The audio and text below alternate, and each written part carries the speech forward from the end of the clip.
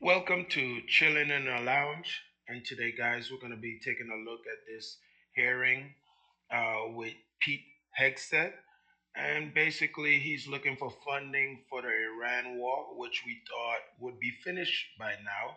Unfortunately, it's not. And to them, it just seems like a game. So let's go ahead and take a look at what's going on and, dissect it all. Secretary Hegseth, if you listen to my comments, you would have heard me say how amazing our warfighters are. I heard failure. Shut your stupid ass. And the word heard, I heard exactly what you said. I will tell you how I use the word failure, because I use the word failure to their leaders. You, sir, are the failure, not the men and women who are on that front line. You don't have a strategy. You don't have a long-term plan to actually win this war. Win the war.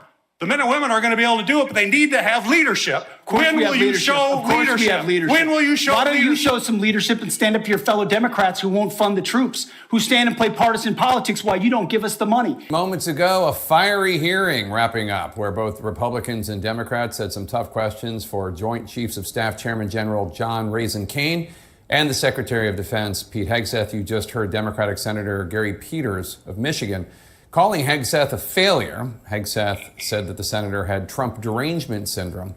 Cain and Hegseth appeared in front of the Appropriations Committee there requesting $87 billion additional dollars, $67 billion of... It's just crazy how these people are supposed to be government officials and they're up here arguing with the people who are supposed to help them. And the people who are trying to help them are giving them criticism that requires them to have structure, have a plan, have things in order, know what you're doing. And they're complaining and name calling. And it's like, it's crazy. These people that Trump has put in place to lead these departments are so childish. They act like children. Like Pam Bondi, like the way they respond to these people who are trying to hold them accountable, make sure they're doing the things that they need to do. And now this guy is trying to focus on Pete Hegseth having structure, knowing what a plan is, so that we don't lose more soldiers. And for what? For what? Anyway, let's continue. That is for the Department of Defense and the ongoing Iran war. Hegseth also revealed that the American taxpayer has already spent nearly $38 billion on the war so far, which Trump continues to call a conflict. Earlier today, Trump also reiterated his plans to destroy Iran's Pickaxe Mountain. That's an underground facility south of Tehran, and where Israeli intelligence, we're told, believes Iran has moved part of its nuclear stockpile. Take a listen to Louisiana Republican Senator John Kennedy earlier today. Now, what happens if we come home and end the blockade to the world? Sir, Iran has the potential to continue to be a threat. We need some hard answers and some straight talk. What will happen, Pete? Senator, I would agree with the chairman, but the likely outcome is they would try to impose their will on the waterways. We need straight answers. We need straight answers. Do we have the ability to destroy whatever is underneath Pickaxe Mountain? Senator, a lot of our capabilities are classified, but if anybody in the world can reach anything on God's green earth, it's the United States military, the most powerful military in the world. It's all about options and trade-offs. New York Democratic Senator Kirsten Gillibrand, when it was her turn at the mic, pressed Secretary Hegseth on his request for tens of billions of dollars to fund the ongoing war. You are asking for unlimited money for bombs when people can't feed their families. And I don't know how this administration intends to defend those decisions to the American people. Not unlimited bombs, Senator. I'm asking for the right bombs at the right time. The hearing started with General Kane, chairman of the Joint Chiefs of Staff, recognizing the U.S. service members killed in recent days. Secretary Hegseth did not mention the dead in his opening comments. Today, the Pentagon released the identity of the soldier killed during the disposal of an Iranian drone in Iraq. He was 30-year-old Sergeant Michael Emmanuel Swinton. He died on Sunday. General, thank you so much for joining us. I want to play another exchange from the hearing and get your thoughts on it. Take a listen. Are Russia and China helping Iran? And if so, how? Well, Senator, as the chairman alluded to, there's definitely adversary alignment, attempts to do so, and there are many ways that we deter that, some of which are, and the depth and extent of it ought to remain classified, and it should, but there are ways in which both of those countries are limiting at different levels, enabling some of the things Iran is doing, yes. Does that surprise you at all? And what do you think China is doing to enable Iran? Well, thanks, Jake. It's great to be with you again. No, I'm not surprised by this. I mean, I think we should expect that these two principal competitors to us, Russia and China, are going to take advantage of the situation and for their own purposes try to cast us in the best light or make things as difficult as they can. Russia certainly has a relationship with Iran linked to their operations in the Ukraine, and I think that China is primarily motivated by their economic objectives, and they see that the challenge that this war has presented, not just us, but a variety of the globe here, and they are going to make things as difficult as they can for us, of trying to extricate ourselves from this or accomplish our. Of course they are, because if they can weaken the U.S. any shape or form, that's what they'll do. You know, the U.S. is the most powerful country, and as far as military, and if they can weaken us, but the thing is, Trump and these guys are playing right into their hands. You know, first of all, we shouldn't have been in this war in the first place, and then second of all, they're using up all the missiles, all these things that take all these years to make or build. And their stockpile is low now. So let's say another country like Russia or China wants to go up against the US, let's just say, that'll be an issue, of course, because we're using all of it on Iran. For what? We wouldn't have been in this situation at all. So, Objectives.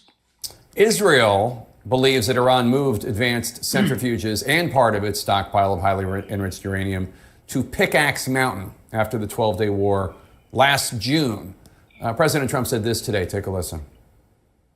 That's where the action is. And we'll be hitting that area probably pretty soon. And there's not a thing they can do about it. Normally I wouldn't say that. If I thought they could do something about it, I would never say that. But we'll be hitting that area pretty soon, and very heavily. Trump insisted that the U.S. had obliterated Fordo last summer and with it Iran's nuclear stockpile. We know Pickaxe is a facility deep underground and it's in central Iran, so a ground invasion would be quite difficult. What do you think is the U.S. military's best chance to destroy that site, Pickaxe? Well, yeah, thanks. Certainly the way that we went out to Fordo with our massive ordnance penetrators, that's a capability that was developed specifically for this threat. Of course, we used a lot of those last summer. I don't know exactly what the inventory might be, but we've got to be judicious with the employment of those weapons. So I would imagine with this reporting, we're going to want to confirm everything that we can before we take action. But certainly we have to be concerned about Iran and their commitment to a nuclear weapons program and the time that they had after the strikes last summer to reposition resources and try to reconstitute portions of their program. Last night, the Pentagon spokesperson acknowledged, after lots of media reports and questions, that nearly 100 service members have been injured just since July 7th. There are dozens of unrecorded injuries in the military database. It's called the Defense Casualty Analysis System. I know you know that. That's for our viewers. Some are questioning why it seems the Pentagon is slow rolling this reporting, slow rolling acknowledging the WIA, those who are wounded in action. What do you think? Do you find it odd at all? Well, I think it's important for the American public to appreciate the cost that is being paid in these conflicts we're involved with, and the system that you just identified is one that has been designed for that. It should be updated when the numbers change, and it should be publicly available so American citizens do that. I can't begin to explain why the Pentagon would be doing what they're doing. I mean, certainly there probably are some. I'm sure they don't want the U.S. to know, the people, they don't want us to know. And that's obvious because, Trump is going to get upset because it's going to make him look bad at how much people are dying in this war because it's not a war that's needed. It wasn't supposed to be where it's at right now. So, of course, they don't want nobody to know anything. They don't want to be held accountable.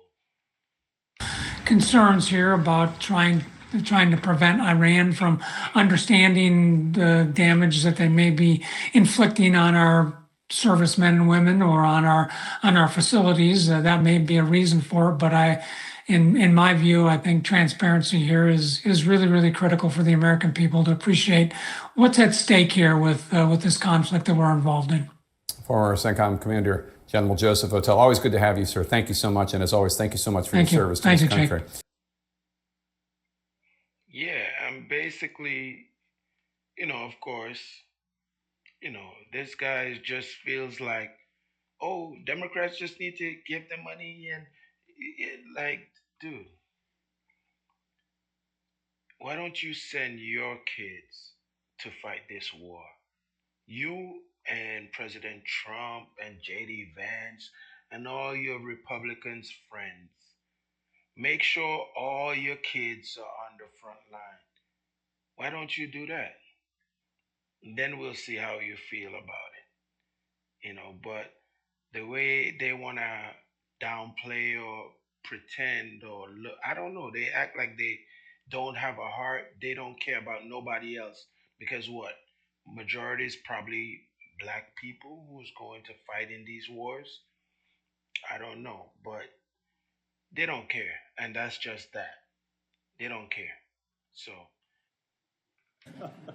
Thank you, Madam Chair, and thank you all for your testimony. And General Kane, let me just begin by expressing on behalf of all Georgians our immense gratitude and admiration for the service members who are making tremendous sacrifices and conducting themselves with extraordinary selflessness and professionalism on behalf of the United States and our states.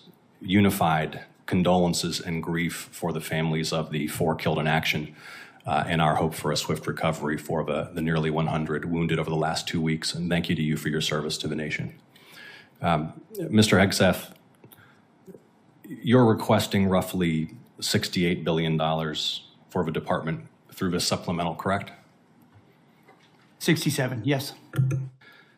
And yesterday, your department stated publicly, quote, U.S. forces struck Iranian military command centers, maritime capabilities, missile and drone launch sites, and air defense systems to degrade Iran's ability to continue attacking commercial vessels. That was a press release from your department. Is that a broadly accurate characterization of ongoing operations? That sounds broadly accurate, yes. On day 14 of this conflict, Mr. Secretary, day 14, nearly 5 months ago, you stated that Iran's military had been, quote, destroyed and, quote, made combat ineffective. That was on day 14 of the war. Was that an accurate statement? They didn't have a Navy any longer. It was completely sunk. Their missiles were buried underneath a lot of their underground facilities, and their defense industrial base has been almost completely destroyed. So as far as a military assessment of Iran's capabilities, it didn't mean by any stretch of the imagination absolute zero, but their capabilities Mr. Secretary, at the lowest level you they've been in stated a very that long time. on day 14 of this conflict, in the second week of the conflict, you stated that Iran's military had been, quote, destroyed and, quote, made combat ineffective. Was that an accurate statement? Yes or no? Iran's ability to challenge the United States of America at the level at which we're capable of. That's not what I asked you, Mr. Secretary. You said on day 14, Iran's military had been, quote, destroyed. You know, they don't know how to answer questions directly. They got to explain and break down and change things and, play word politics. And, quote, made combat ineffective. Yes or no, was that an accurate statement? What the American military has done to the question? Iranian military is a historic military Will you defeat, answer the and question they're ineffective under oath? in that context. 3 weeks later, you declared victory. That was now nearly 4 months ago. 3 weeks after you'd already said Iran's military was destroyed and combat ineffective, you said, quote, Operation Epic Fury was a historic and overwhelming victory. You said Iran's military had been rendered, quote, combat ineffective for years to come.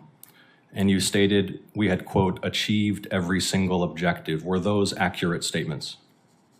It certainly was, on behalf of the men and women in uniform, a historic military victory over Iran. Had Iran's military been rendered, quote, combat ineffective for years to come? That was a statement that you made 4 months ago. They had 160 naval vessels You need in to the answer Blue the Water questions, Navy, Mr. and they're Secretary. gone. Their Air Force is completely combat ineffective, and they don't have a defense industrial base. So describe to me a country that doesn't have an Air Force, a Navy, or a defense industrial base, and I will describe to you a country that does not have an effective military. It can lob missiles. Mr. Secretary, you stated missiles, 4 but it's months not a ago combat-effective that Iran's military. military had been rendered, quote, combat ineffective for years to come. Has Iran's military been, for the last 4 months, combat ineffective? It's been set back not just years, but likely decades. You stated we had, quote, build at the level it did before, and not even close. It doesn't mean it doesn't have capabilities. Mr. Secretary, you stated we had, quote, achieved every single objective. Was that an accurate statement 4 months ago? The main objective of this was to ensure that Iran never gets a nuclear weapon. Their main sites were obliterated. We're watching over them, and we're holding that issue. If they don't give them up at the table, there's other ways we can take them away. Early in the conflict Iran will on never day have a 3, nuclear Mr. weapon. Secretary, early in the conflict, day 3, you said one of those core objectives. See, they like to, everything is a win. They like to have premature wins. Anything they have done, we won. We're won. We're winners. We don't lose. We're strong. We're tough. We do everything right. We don't make mistakes. And that's the way they perform. Like kids. Like it's a big game to them. Was to, quote, destroy the missile threat, and as you restated on day 5, to, quote, obliterate Iran's missiles and drones. Those were clearly and repeatedly stated core objectives of the campaign, which 4 months ago you declared had been completed victoriously with every single objective achieved. Were those objectives achieved 4 months ago? No one ever stated that every single missile was gone. Ultimately, combat ineffective means they're not able to dig them out of their UGFs and shoot Had at the us. missile It threat doesn't mean they been don't have defeated 4 underground months facilities ago? where they put missiles in them and hold on to them because they're the world's largest state sponsor of terrorism. So we never expected they would stop having capabilities to shoot. The question is at scale against an opponent like the United States of America, which went toe-to-toe with them and Iran couldn't. You stated on March 8th, day 9 of the war, on 60 Minutes, you assured the American people of Iranian surrender. Does that remain your prediction? Ultimately, Iran will never have a nuclear weapon to threaten the United States of America. That has been the objective, and it remains so. So just to review, you will not answer whether your statement made on the 14th day of the war that Iran's military had been, quote, destroyed and made combat ineffective was a truthful statement to the American people as you sit here and ask for tens of billions more for the conflict. Senator's time has Had a expired. historic and effective military campaign against the largest state sponsor of terrorism. Won't answer the question. Senator Never get a nuclear weapon, Peters Senator. is recognized. And there you have it.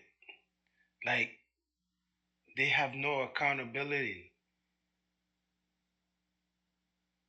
They just think this is an ATM machine. They take whatever money they want, do whatever they want, make money, create businesses, put their people in place, make money, win, win, win.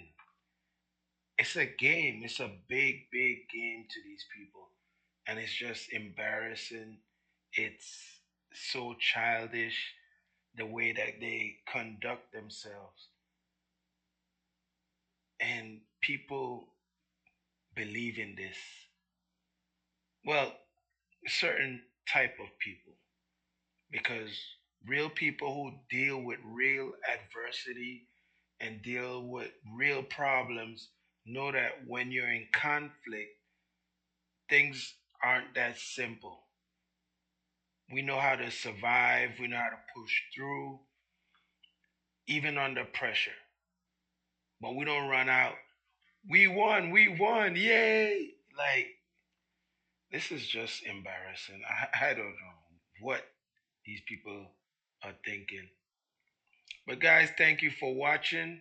Um, don't forget to like, comment, and subscribe. Hit the alert button for other videos to come. Thank you.